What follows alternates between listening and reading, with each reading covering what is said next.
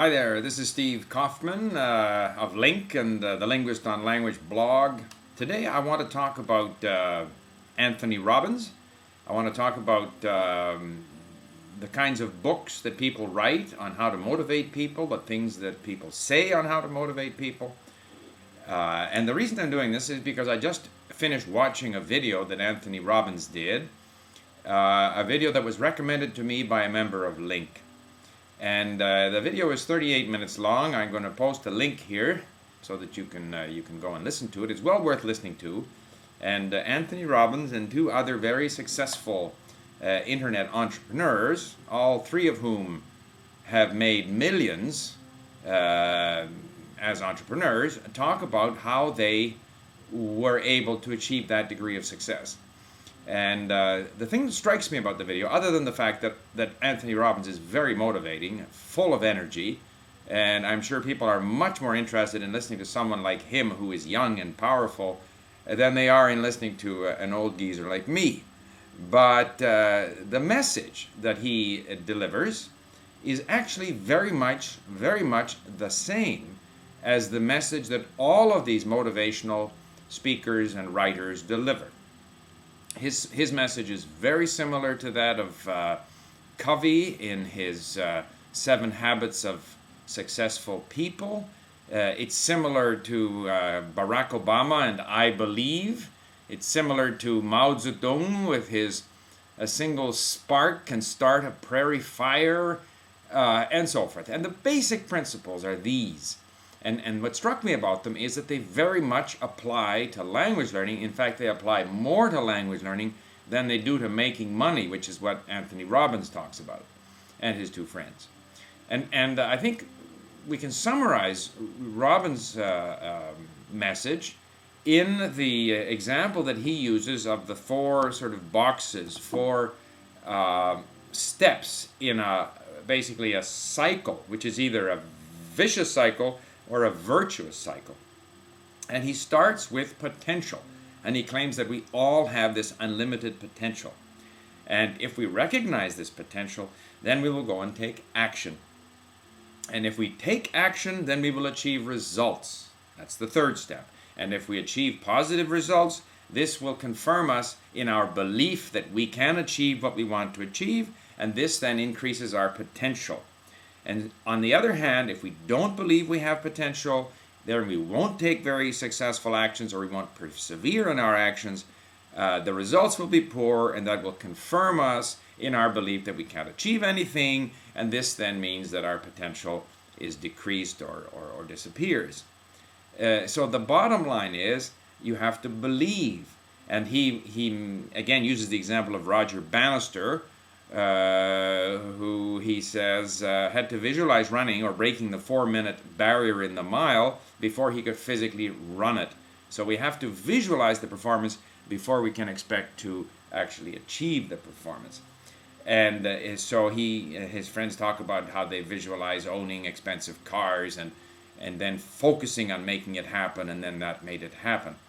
And he also makes the point that people very often are afraid of failure, and we have to reach the point where we are more afraid of our existing unsuccessful situation, more afraid of continuing in that situation than we are of failure. And then we're willing to take that step and believe and take the action, and then we'll see results, and that'll confirm our belief, and then that'll elevate our potential.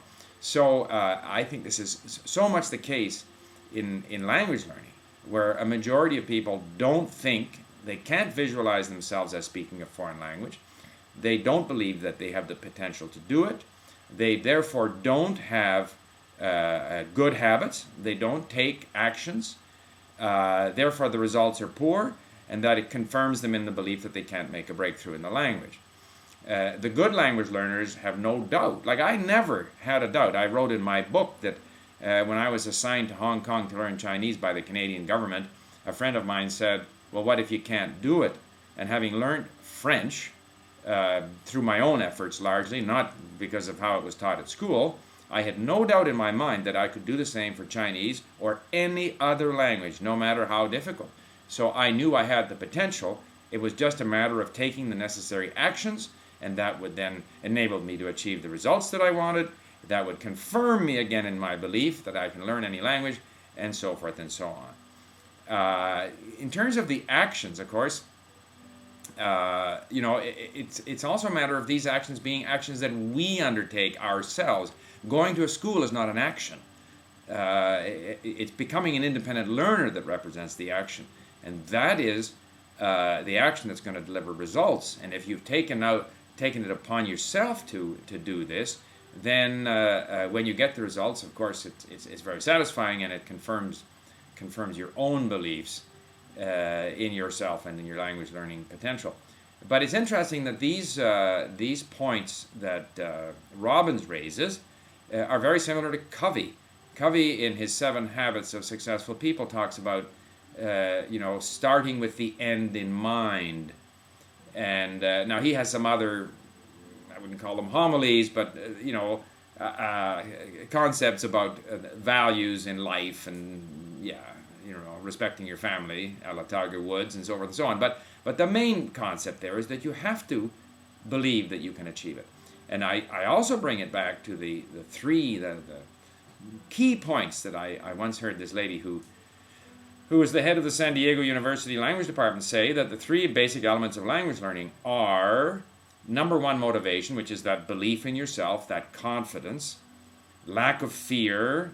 A lot of people who have trouble speaking another language is because they fear rejection, fear failure. They would rather stay within the comfortable constraints of mispronouncing the language with their own whatever accent they might have as a native speaker of, say, French or Japanese on their English, say. They would rather stay there than make that attempt to sound more like a English speaker or Chinese speaker or whatever. So there's that definitely that fear angle. So that's all part of the motivation. Then the second thing that she said was that you have to spend the time, and that is absolutely true. But time spent sitting in a classroom, if there's 20 other learners in there, then the amount of time you are actually with the language, and with the language as spoken by native speakers, is watered down. So that the quality of the time is also important. And I've often here in other videos made the point that nowadays the new world of the internet and the iPod makes it possible literally to have the language with you wherever and whenever you want. And the third thing that she pointed out is the importance of being attentive to the language. In other words, developing the habit of noticing what's happening in the language. And this also gets back to the point that Robbins made, and that is, you have to take actions, but you have to take meaningful actions, and you have to stay with them. And you don't want to, and I should perhaps explain that this whole discussion arose out of the fact that at Link we are now changing the rules somewhat, and we're going to limit the number of links, that is saved words and phrases, that you can keep in a database as a free member, because we want to force people to commit. And some people are saying, well, you should let them use the site for 6 months so they get a feel. And here again, Robbins makes the point, you don't need 6 months. You need a week. You either decide that you're going to do it, or you don't. And so if you are going to decide to do it, make the commitment now and develop the right habits now. We happen to think that the kind of habits, the kind of functionality, the linking and so forth that's built into Link, that these are good habits. Do something else. It doesn't matter. Find some other system. It doesn't matter. But decide now that you're going to do it. Don't spend 6 months sometimes doing it, sometimes not doing it. It's free anyway. I don't feel like doing it today. I think it's very important that people are put in a situation where say, do I want to significantly improve or not?